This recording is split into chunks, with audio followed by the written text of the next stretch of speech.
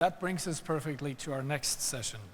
It's a conversation about how empathy and inclusion can reframe innovation itself. There's a panel with some participants here now, so we'll just call them up on the stage one by one.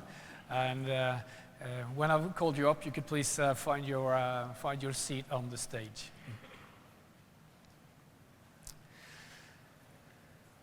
Let's see.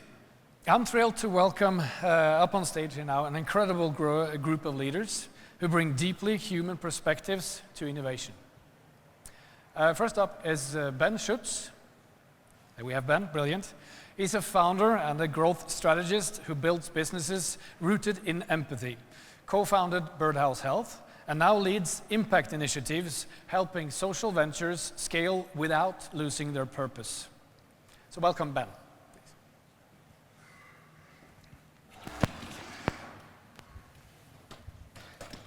Just grab one of these. Yeah.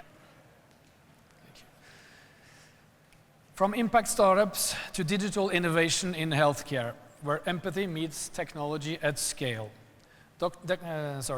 Edmondo Robinson, founder and CEO of Down East Digital, and a national leader in digital health, with 25 plus years of experience transforming care, including as Chief Digital Officer at Moffitt Cancer Center. Welcome, Dr. Robinson. From transforming patient care to transforming our understanding of ability. Paul Kent, founder of Disabled Life Alliance and Executive Director of the Disabled Life Foundation. After a pioneering double amputation, he turned personal experience into a mission for systemic change. Welcome, Paul. Next, a leader who's built and scaled global technology organizations and now empowers startups and women leaders. Sushma Rajagoplan, I really hope I got that correct. A global tech leader and investor, former CEO of ITC Empathytech and partner at Rittenhouse Ventures, helping health tech and SaaS startups scale. Welcome up on stage, Sushma. Did I get your name correct? You actually did brilliant. Oh, wow. It's one more, yes, that's correct. So, rounding out our panel, a lifelong educator putting empathy into action every day. Tom Quinn, Executive Director of the Vanguard School, serving students and adults with autism since 1959. Longtime advocate for accessibility in education and the arts. Welcome, Tom.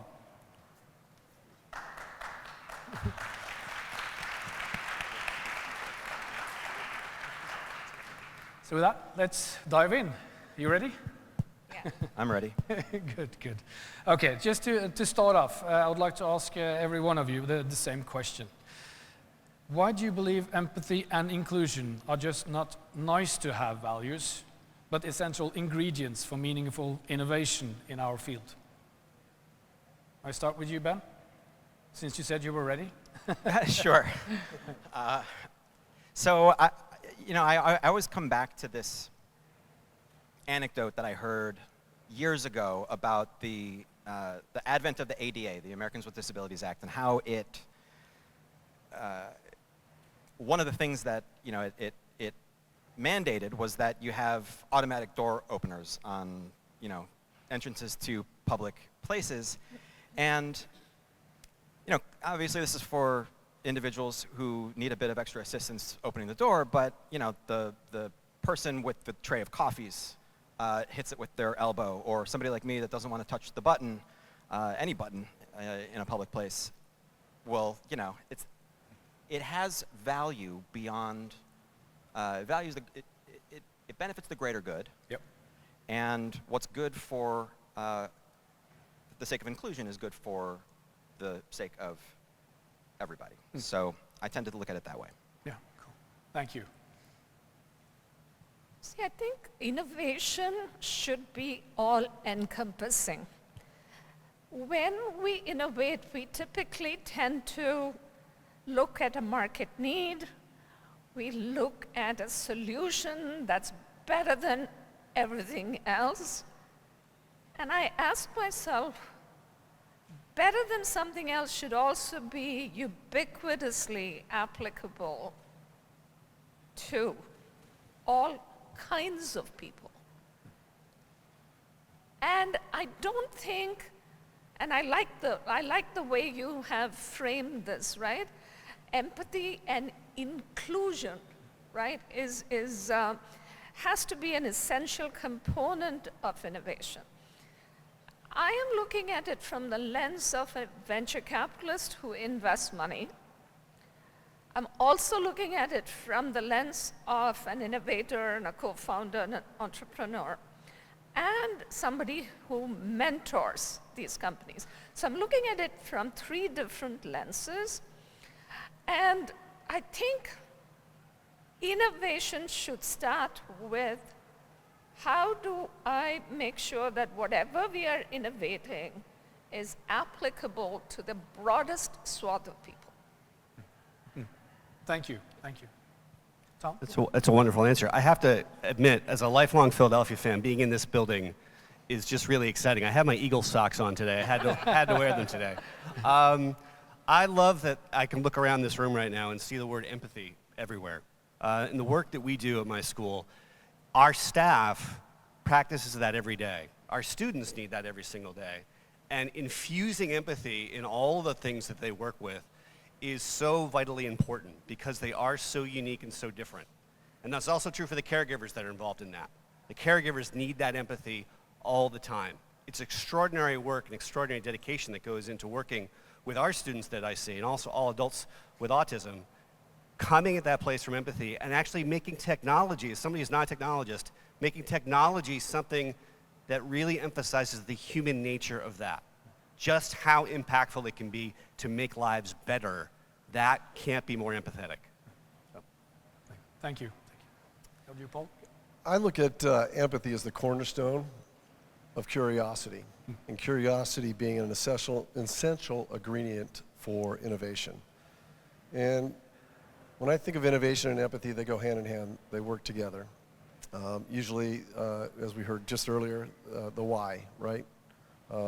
You don't look at it with traditional metrics necessarily, but you end up, due to the fact that in the accessibility and inclusion area, it is all about solving a problem. It's not iterating on existing, it's solving a problem. That problem may have a few or many in it, and that solution typically will lend itself to a broader appeal. So I think that's, again, empathy and inclusion kind of go hand in hand. All right. Thank you. So the challenge with going last in a panel is all the good ideas have already been stated. So I will try not to be redundant. One, I actually am excited to be here as well in the link. My wife was on the legal team that actually financed this building. And so I've been excited about this place since before it was built. You know, as I want to kind of follow up with a couple of the first points. So there's this concept, if you haven't heard, there's this concept called reverse innovation. Have you heard this concept of reverse innovation? I don't like the term, but I like the concept. So the idea of reverse innovation actually goes back to our first speaker, which is that if you innovate in a low resource setting, then that is scalable to higher resource settings. But the reverse is not necessarily true. Okay, and resources aren't just dollars all the time, right?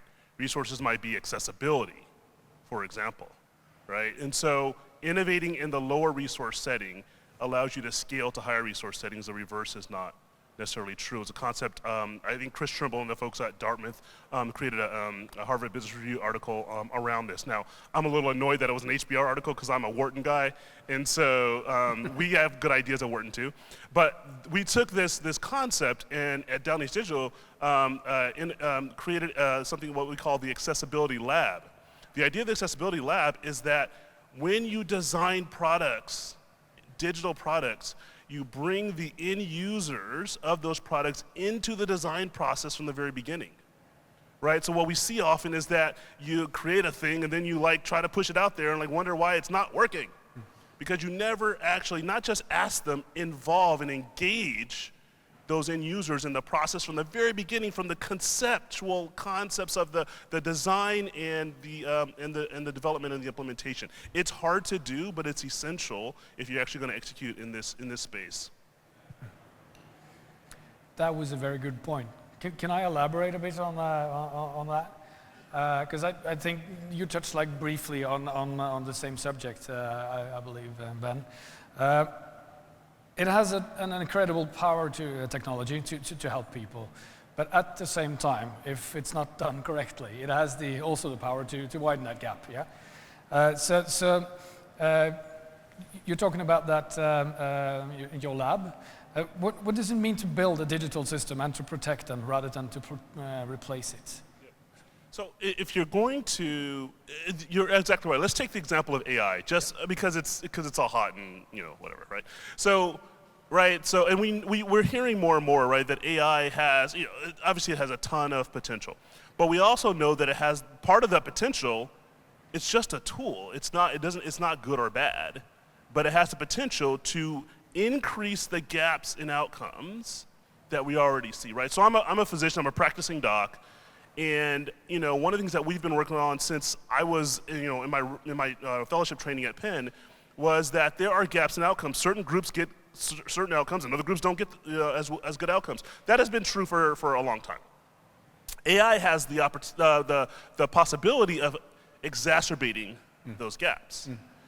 But again, it's just a tool, so it also has the possibility of narrowing those gaps. What's the difference between the two? Where it lands, because again, it's just a tool. The difference is whether or not we are thoughtful about how we design the tool so that it addresses those gaps and doesn't widen the gap. You actually have to be proactive in thinking about how you use those tools, in identifying those gaps, and then being very directive about, no, this tool is going to address those gaps. So on my investing arm of Down East Digital, we're focused on tools that are specifically designed to address those gaps, because we actually think that there's a huge market for that, and that we will build great companies along with building great products.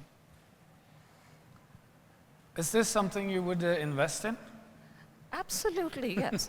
So most venture capitalists, right, they want to make money, all right? Nothing wrong with that, that's their business. But how you make the money is also very important. So if you look at what Rittenhouse Ventures does, we invest a lot in digital health. And you look at all digital health companies, at the end of the day, what do? They're improving quality of care to the patients.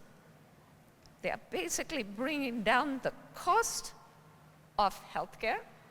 And number 3, they are basically ensuring that people don't get back into the healthcare system because they have not adhered to the right kind of medication, or somebody has not taken them the time to explain what needs to be done.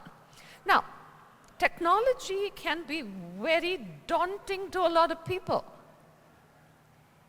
Think about your parents.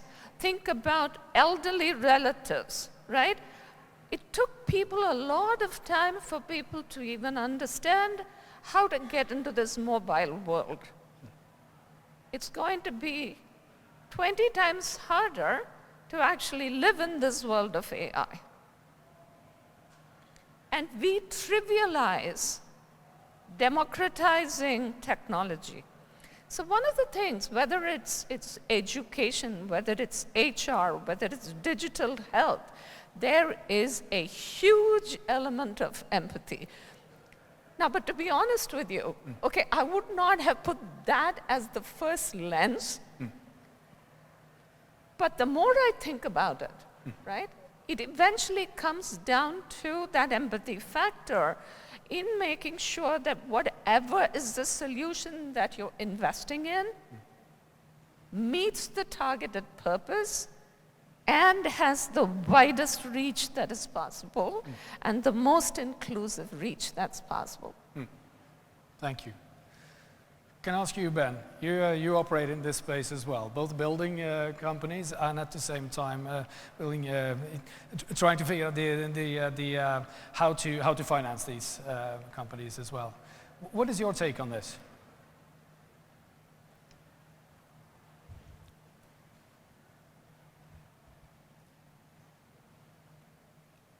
I think oftentimes empathy can be confused with arrogance. And so you might see a founder operating from a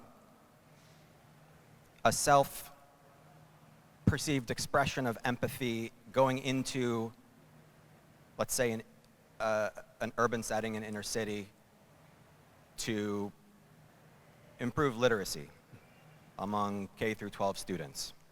And they say it's broken, we need to fix it. And so they set about fixing it. But one of two outcomes comes to fruition. Either they don't make the impact that they originally set out to make, or they actually make things worse in a sort of, paradoxical kind of way. You saw this with it's the shoe company, Tom's, right? There's like the famous case study where, Tom's, buy one, give one. You buy a pair of Tom's, they donate one to a village somewhere where nobody, knows, truthfully, and people feel good about it.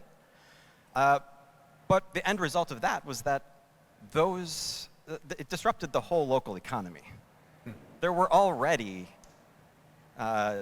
businesses and shoemakers, and they were trying to solve this health issue, what they thought was a pressing health issue, and in the process, in their misguided empathy, masking as arrogance and thinking they could solve something that has not been solved by, they actually made the problem worse. And so there's a counter strategy that is often overlooked when it comes to innovation, which is, instead of necessarily looking for opportunities to fix what's broken, you can actually look for opportunities to improve what's working. Correct. And Chip and Dan Heath, these authors that you may have, some of you may have read, they talk about this in their book, Switch. It's about organizational change. They talk about focusing on the bright spots, not ignoring the bright spots. The bright spots being what's actually working that could potentially challenge your preconceived notions of what it's going to take to fix whatever problem you're trying to address. And that does not get talked about enough.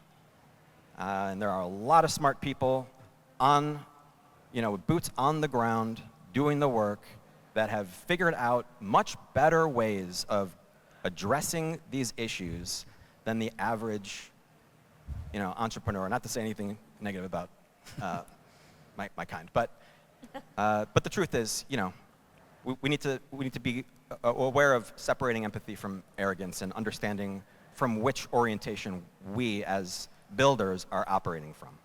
Yeah.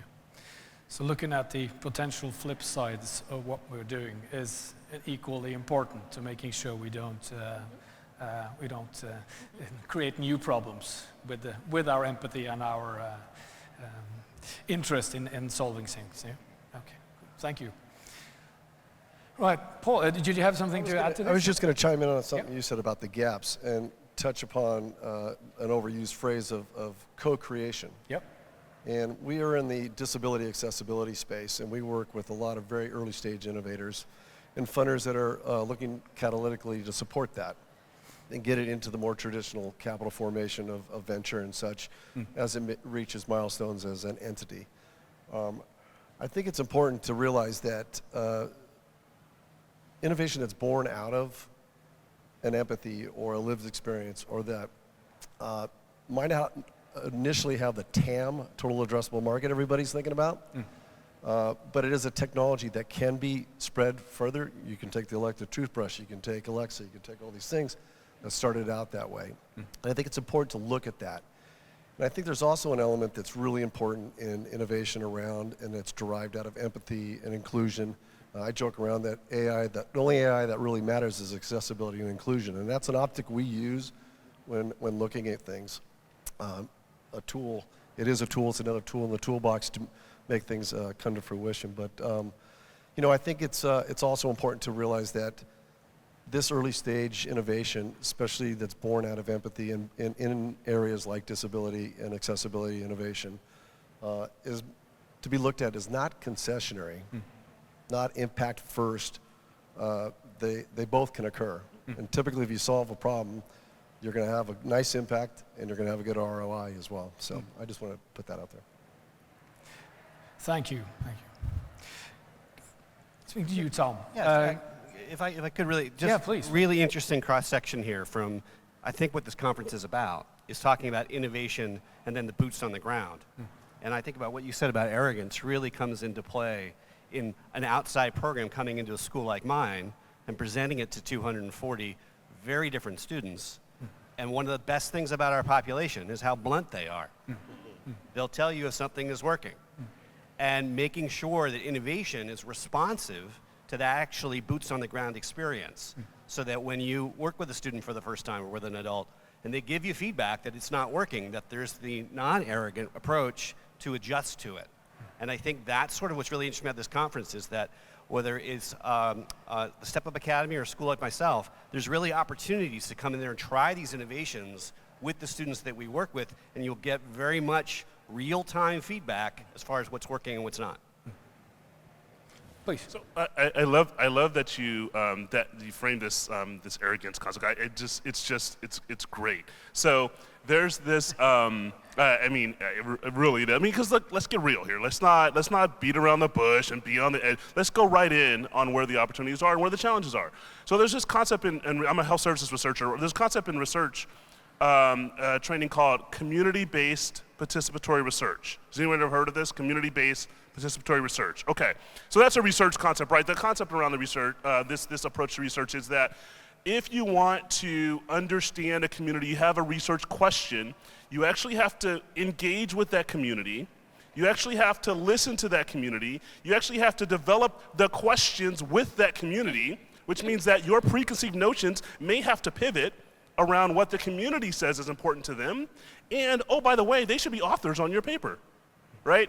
And so now, take that concept and bring it to this innovation, right? Does your entire approach to how you develop your tools and your interventions change if you bring the CBPR type of concept in? You might have to pivot your idea.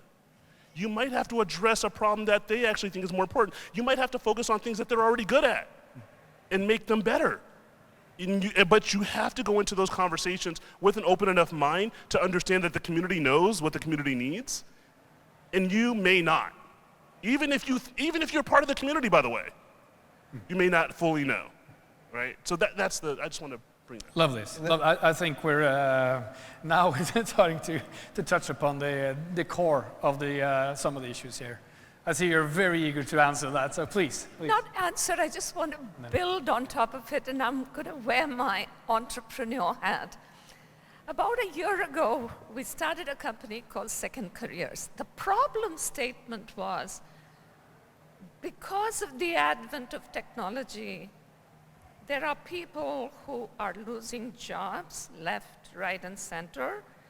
It's impacting some of the early entrants, and it's impacting people who are, let's say, 45 plus. The ability for these people to get back into the job force is going to be very, very difficult. And over the next 5 years, it's going to get compounded before new sets of jobs will arise. But there's one thing that, Paul? You're Paul? Sorry, Edmondo. One thing that Edmondo said was, we need to sort of prepare people, okay? And he used the word pivot. So one of the things we said that we need to help people either extend, pivot, or restart. That is the mantra, right, with which we approach the whole company. We have about 4,000 people on our platform world over, but listening to them, okay? Because not everybody wants to necessarily pivot. Not everybody, some people are just happy being, okay, I lost my job, I don't want to do anything. they're not the right audience. But then for every one of them, there are probably hundreds who want to come back, right? So I felt that concept was very powerful and something that we are practicing, and I wanted to share it with everybody. Sorry, I think Ben had a, and then you, Paul. Yep. Sorry, if you had a, no, please, go ahead. I was just going to say, you know, one of the key things, and we're describing what you described, we call it social capital around the innovation. You know, it's as necessary of an ingredient as financial capital. But it all starts to kind of, I think the great thing about an empathy forward is it allows for this concept of collaboration and open sourcing. And the objective is to solve a problem. And when you start there, you usually, if you can wrap it around with, again, social capital and financial capital, you can chaperone that to success, whatever that may be at the time. I think it's a very important concept, and I think learning from research into early stage, you know, commercialization of things, and then working with traditional investors around either broadening their risk profiles, but also engaging in the acceleration of such things. It all takes collaboration. Yeah. Good. Did you want to Just add to that? very briefly, I'll close it out, this topic, by saying I want to build on what everybody here is talking about, on the ability to pivot, the ability to change, the ability to you know, possibly even start over. There is an unspoken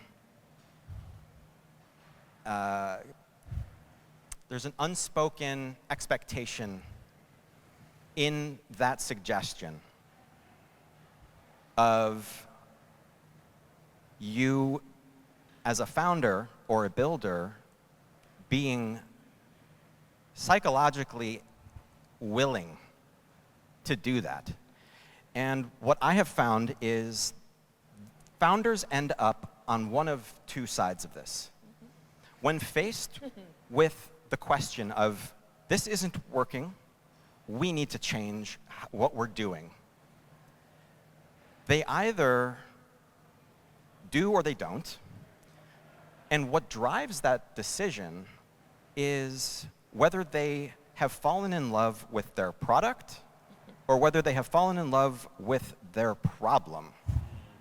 And I think anyone on this stage who invests in companies at any level would agree that if you find that their biggest returns will always come from the founders who are in love with solving the problem, as opposed to founders who just want their product to exist. And if it doesn't work the way that we wanted it to, well, something's wrong with the people using it, or the market, or the economy, or anything but what they're doing.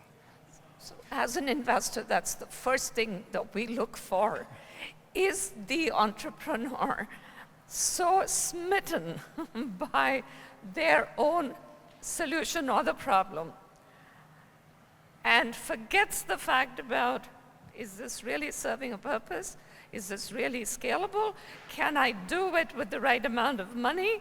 And can I return the investor their money in multiples higher than what they invested? If you got more product screenshots in your deck than you have actual numbers and, you know, traction, it's an immediate no.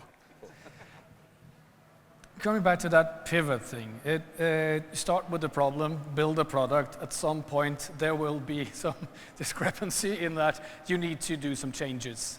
It's inevitably. Those changes in this area could sometimes means, I assume anyway, that maybe moving a bit more away from what gives you most financial returns, pivoting into something that gives more social returns. I would say that could be an issue in these cases. Cool.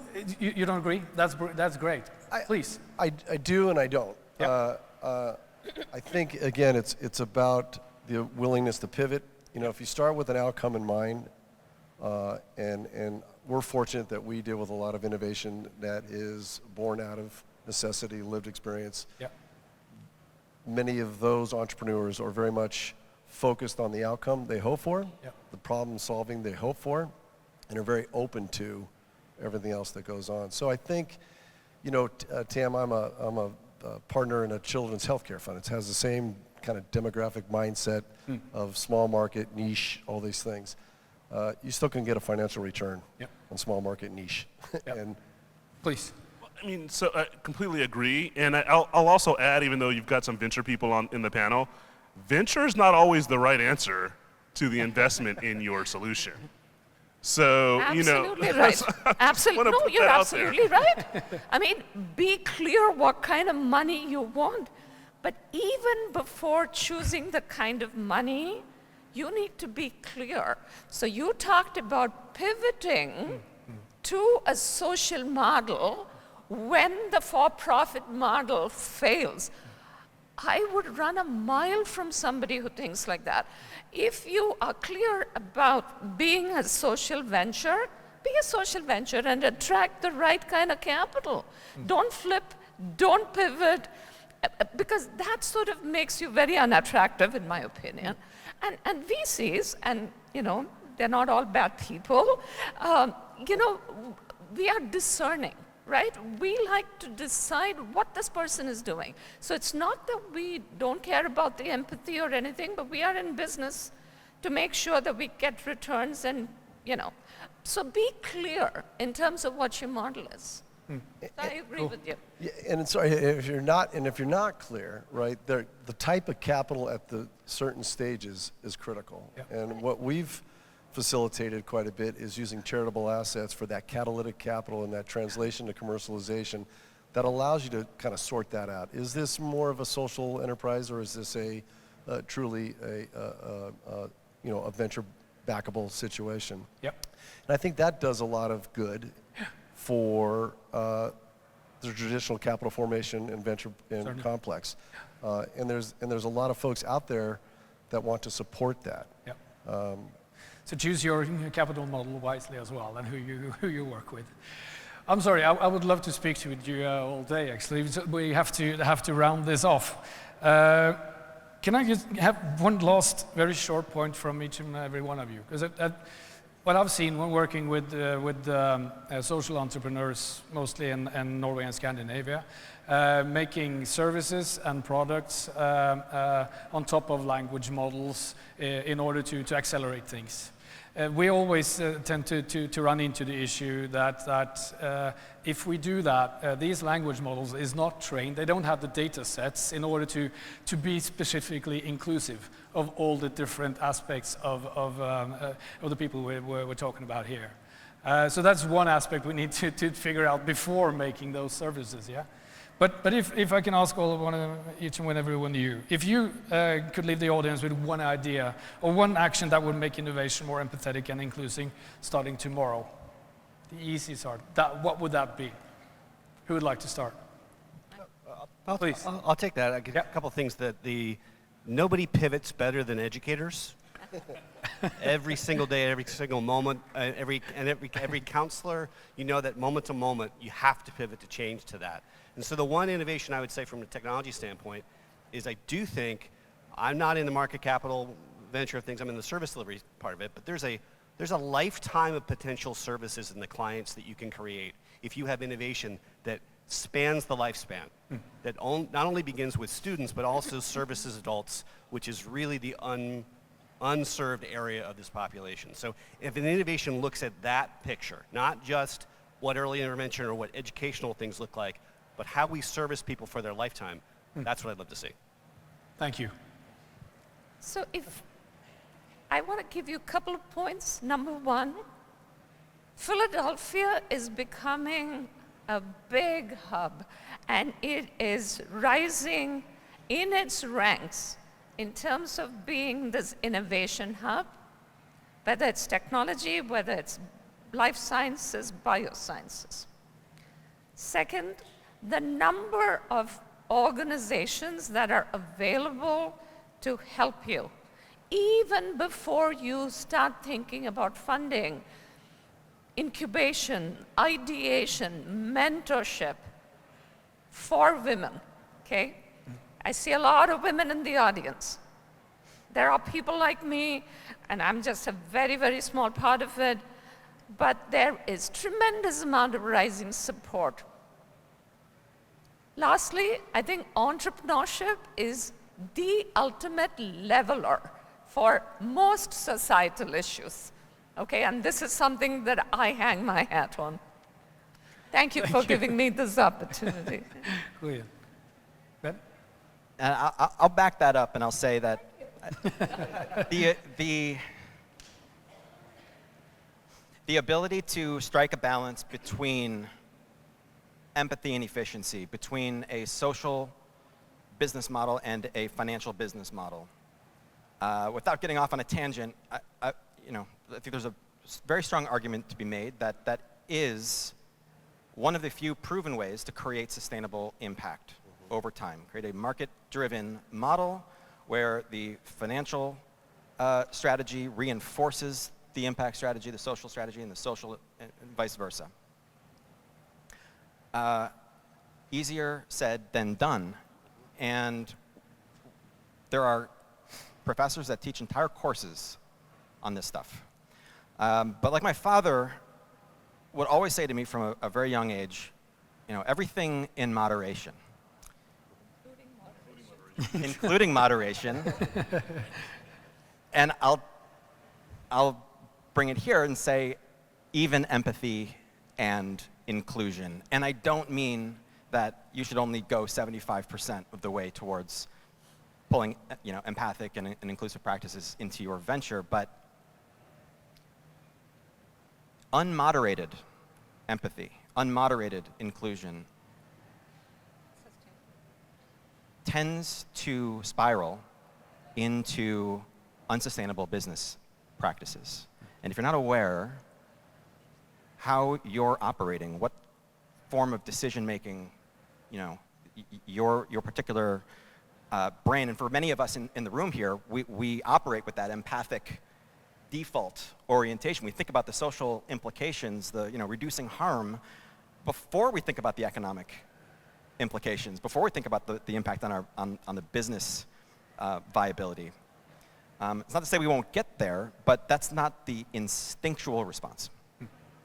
So to be aware that that is our instinctual response, to recognize it, and then recognize that we have to go one step further and juxtapose it against the business viability is, I think the space could use more of that sort of discipline in our decision-making processes amongst founders and builders. Thank you. Paul? Yeah, I'll kind of keep it simple. I think it's about collaboration. That's what's necessary. The acceleration and incubation landscape is very fragmented. So to try, I think this is maybe a plug for Empathytech.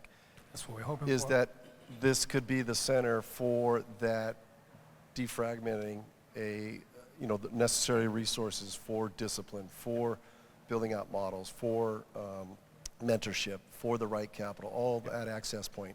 I think that's kind of what's needed.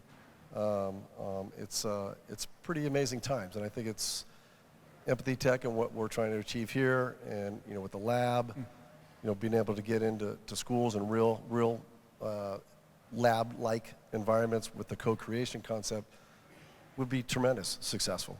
The right things will move forward. The things that are not necessarily meant to move forward, we'll learn from, and that learning and that open sourcing will be critical. Thank you. Anyone ever heard of a disease called retinitis pigmentosa? Okay, a couple of hands up, and I got a yes on the stage. So it's a debilitating eye disease where you progressively go blind. And I have a founder who has two daughters, two young girls, where that is the challenge. And so he asks, well, why? Why are there no solutions? Why are there no interventions for this? And he got some answers, and it's around the genetics, because it's a genetic predisposition. Well, why aren't my genetics? He asked why again and why again. It just so happens that there's actually not enough African and African diaspora genomes even in the data sets to be able to explore a solution for his children. You ask enough whys and you get to a opportunity, right? And now he set out to build the largest African diaspora genome in the world. Okay. So what I'm going to leave you with as a charge is be bold, and in order to be bold, be inquisitive so that you can be bold and actually change the world the way we need you to. That's brilliant. Thanks very much. Thanks to all our panelists. You are free to walk off